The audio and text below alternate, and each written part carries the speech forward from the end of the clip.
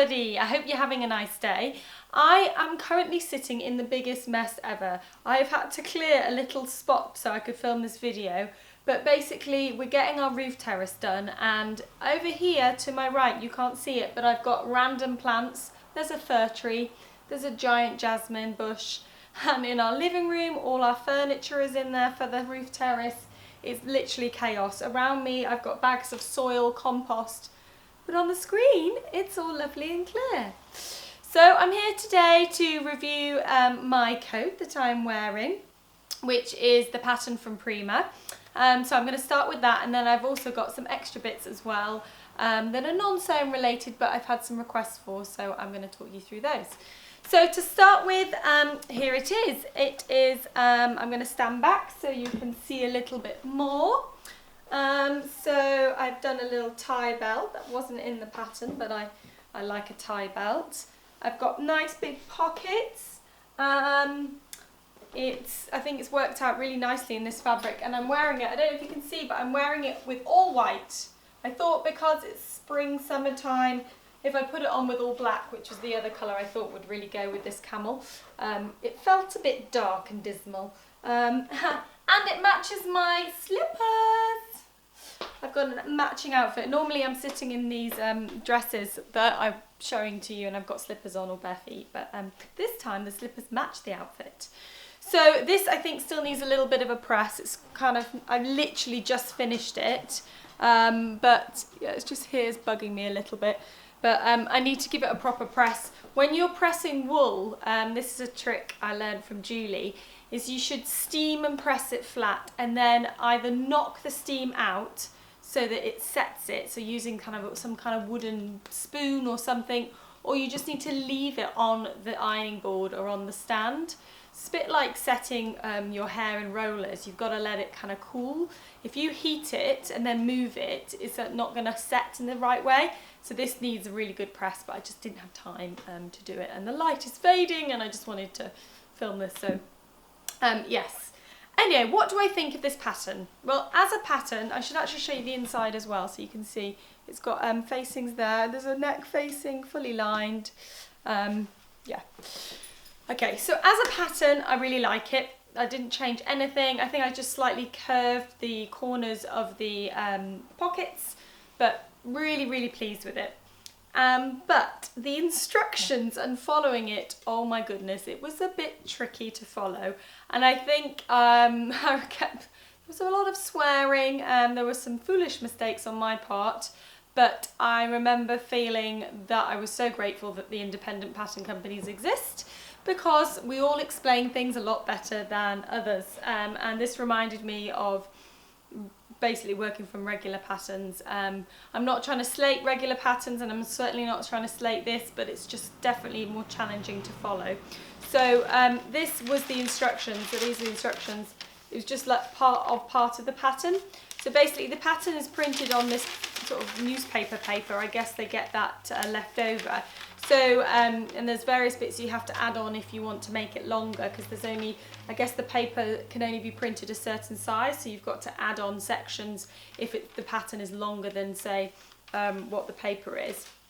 And then you kind of have to trace off, which I'm never a fan of, but, or you can cut your pattern up, because you've sort of, the lining pattern is part of the main pattern. So the lining pattern for the front was part of the main pattern for the front, and I had to just cut a section off, and I didn't have any paper to trace, so that's what I did. But I've kept all my bits so I can masking tape them back again, because I think I will make this again. But yeah, the instructions are, this is like half of the instructions. There they are. It's printed double-sided as well, I guess, so that when you basically, because you cut out, yeah, it's printed double-sided so that you've got all the pieces. It's a bit confusing, but you basically, because it's printed double-sided, I guess it's so that you've got, it's not that you've got extra, I guess, I don't know why they've done it that way, because you could just put an extra sheet of paper in, but it must be some cost saving reason, but I didn't know why it was done double-sided. But anyway, here are the instructions, and basically they are fine to follow, but not for a beginner, and maybe not even for like an advanced beginner. So this pattern, and I don't know about the other patterns, but it assumes that you have quite a lot of knowledge. The notches, there weren't always notches to help you line things up. So when I was attaching the collar, there was no notch to say the collar comes to this point. You just have to measure and make sure that they're even. There was no notches to line up the collar with on the back of the garment either. There are some notches, but there's not loads of them, and there's certainly not always reference to what notches should be, pivot points, things like that. So there's sort of some referencing to some things, but it doesn't say right sides together, for example. It doesn't always tell you how to press things. It doesn't it doesn't always show in the illustrations very clearly what you're doing. So I think if you've made jackets before, you'd be absolutely fine making one of their patterns, and I think the same for probably the other ones. So if you've made dresses before, you'd probably be fine following one of their dresses, because you know roughly the construction that a dress would take. And that's the same for this. Like, because I've made jackets and coats before, I kind of could work it out, but if I'd never made them before, I would definitely have come stuck. And I did actually have to do quite a bit of unpicking, because something did confuse me even then. So yes. Cool patterns, but definitely not for beginners. So if you're an experienced dressmaker, or you've got quite a few things under your belt, then by all means have a go at their patterns, but I wouldn't recommend any beginners have a stab at them. But anyway, let me know what you think of this, because I don't know, I think these sleeveless coats are, not everyone's a fan of them, but I'm going to make a couple more and maybe see if I can change the shape a little bit of the pattern and the construction to make it a bit easier. And yeah, I'm just thinking whether we should do something like this. I'm just not sure if there's a demand, so I will make more and I will put them on my Instagram and see what you guys think. But anyway, there is my review. I should say this came, there was nothing smaller than a size 10, so I made a size 10, but I generally always make a size 10 in coats anyway, so that was fine. So I was pleased. Okay guys, on to the next thing. I'm actually going to change the screen and I'm going to zoom in a little bit, so bear with me a sec. Okay, so a little bit closer. The reason why I thought it'd be better to be a little bit closer is I'm going to talk through what products I use on my eyes. So a few vlogs ago I did a little mention about my lipsticks, which seemed to go down quite well, and then I've had various requests on Instagram or on the comments below saying, how do you do your eyes? So I'm not going to do a tutorial, but I was just going to talk you through what is in my eye makeup bag. I don't normally have it in a bag just for this, but I thought I put my favourite things that I'm using at the moment in here.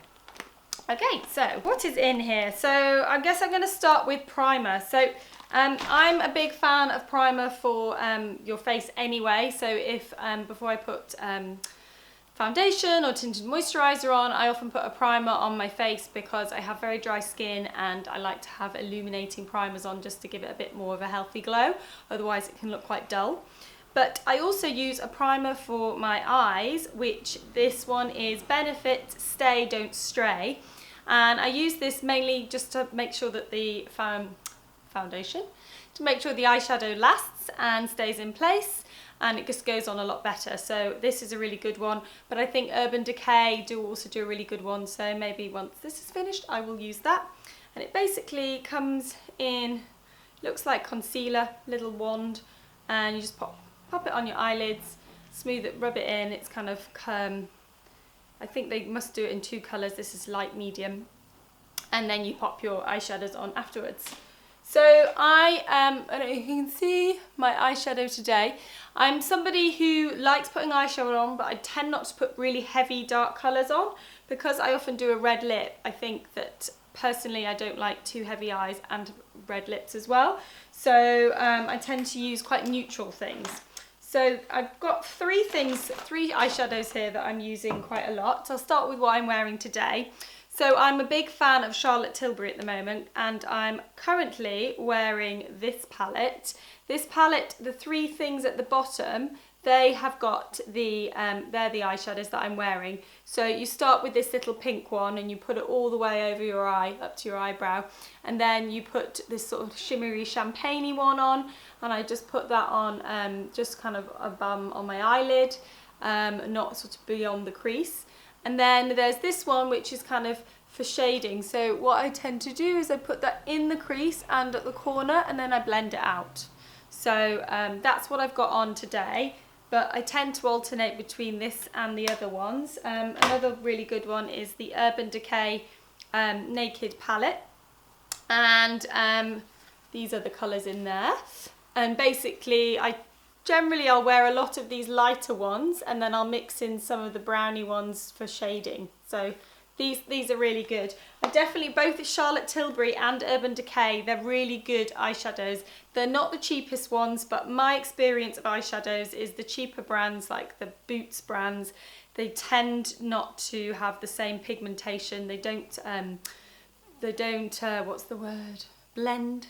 They don't blend in the same way. They don't last as long. So this one's really good. I forgot to tell you what this was. It's the Instant Look in a palette. So it's also got bronzer and other bits, bronzer and highlighter and a blusher in there as well. But yes, so Urban Decay is really good. Charlotte Tilbury is really good. Another Charlotte Tilbury one that I've been wearing is from the makeover that I went for there, and they did this on me. And this is the Uptown Girl. So it's got like a champagne-y colour, and then it's got like a light grey colour, and then this one is like a really sparkly champagne, and this is like a darker smoky one.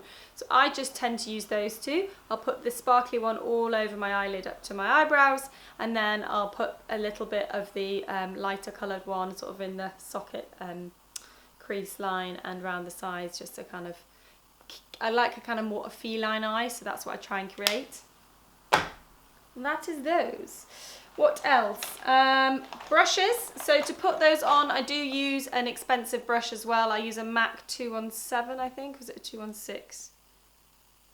It's a 217. It's a fluffy brush. I think that brushes as well is something that I spend money on, because my experience of them is that expensive ones are just a lot better. So I don't always use expensive makeup, but for these things I do. Then, so I've done those, then the next thing I would do is my eyeliner. And you probably noticed that I always tend to wear a flick, like a feline flick, like a sort of 60s eyeliner. Sometimes it's thicker than others. Today it's actually quite thick. And I've used to always use the little eyeliner pots from Bobbi Brown or MAC, and would put them on with a brush. But I recently thought I'd try an eyeliner pen. And I'm using this one currently. It's called the Revlon Colorstay Liquid Eyeliner Pen, and it's amazing. It's basically like a felt tip pen, but it's got quite a fine point, and you can just put it on so easily, and it doesn't come out too dark and black, because I find that liquid eyeliners are too black for me and too strong. So I quite like this one. And it was cheap. Apparently Tom Ford does a really good one, but that's like 40 quid, so why spend that when a Revlon one is really good? I recommend that.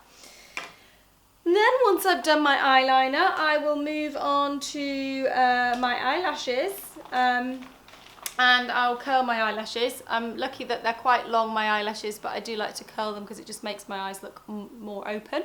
And actually, if you saw my me without makeup, my eyes are quite small, so everything that I do with my eyes is to try and make them look bigger. And these are Shiseido eyelash curlers. Again, my experience of eyelash curlers is the cheaper ones just don't do it anywhere near as good as the expensive ones. These are 20 quid, but I use them every day, and I think it's a good investment because they do so much better job than the other ones I had, which I think were from Body Shop. And yeah, they're amazing. Your eyelashes just really lift up with them and stay that way, so they're really good. And then it's time for mascara. Oh, excuse the beeping. And for mascara, I generally think like you can use expensive ones or you can use cheap ones, and I mix up between the two. So I've got one that I'm using that's Maybelline at the moment called Lash Sensational, which is really good. And I've also just bought the Charlotte Tilbury Legendary Lashes, which is what I've actually got on at the moment. Don't know if you can see that closely, but this is amazing. Both of these are very much for giving you a full lash. So not gloopy, but quite thick, because that's kind of the look I like. But if you don't like that, then you probably wouldn't like either of these. What I find with mascaras is they dry out really quickly, like within a couple of months. So really, I kind of tend to buy more often the cheaper brands, just because buying one of these every 2 months is quite expensive. So, but occasionally I'll treat myself to an expensive one, and I'm a sucker for packaging. So this is shiny and pretty. Last things that I do on my eyes, occasionally if I'm really tired and my eyes are sore, to make them look a bit more open, I will put a pencil on. Now this is also from Charlotte Tilbury, but I know that MAC do one as well, and it's a bit more of a flesh coloured pencil rather than a white pencil, and I put that in the waterline there, and that just brightens my eyes up. I find that those white pencils that are very 60s looking, they're a little bit too much of a contrast with my dark lashes on the bottom, so I tend not to use those. But yeah, this is really good. Makes your eyes look a bit more brighter and more open. And finally, I guess it's in the eye area, the eyebrow. Eyebrows seem to be really a big deal at the moment, and I didn't used to do anything with mine apart from pluck them, but I started to do a little bit of shading in and defining, and now I kind of like that look. So you'll see that my eyebrows are they're black basically. So because they're black, you've got to be careful, because if you use black like makeup on black eyebrows, it looks way too dark. So I use a dark brown, and I've got this little brow kit from Barry M. I think it was like a $5 or something, and it's perfect. And I basically use this one in the middle, which is powdery. Occasionally I put a little bit of that one in, but I basically use that. And I use it with a good brush. This is a 266 brush from MAC. Again, expensive brush. I don't know if you can see that, guys, but it's basically been chewed by Poppy and it's now bent. But yeah, and I just basically work it around, and I try not to do too heavy at the front, because I don't want it to kind of look like a square, and I sometimes elongate it out. Oops, just put some on me. But yeah, this is really good. I find it better than pencils. It's not as heavy and it looks a bit more natural. So there we go. That is what I do on my eyes. I don't know if that was interesting or useful to any of you, or answered your questions for those of you that asked. But yeah, there we go. That is what I put on my eyes and how I do my eye makeup. Anyway, guys, that's it for this week. But before I go, I just want to tell you about something I'm going to try out in June on my Instagram account. I think of myself as a pretty positive person. I'd say I'm a glass half full rather than a glass half empty, that's all. But every so often, you know, I do get really stressed out. I am a workaholic, I think you know that. You know, obviously sometimes it's hard with stressful things going on to remain positive. And this past month has been a little bit like that. And I think that one thing I've realised is if I think positive, I can stay positive. And so one thing I wanted to try in June is to think of something really positive or something that I'm grateful for every single day of June, and I'm going to post that. And I have no idea what those things will be. I'm hoping they'll just come to me every day.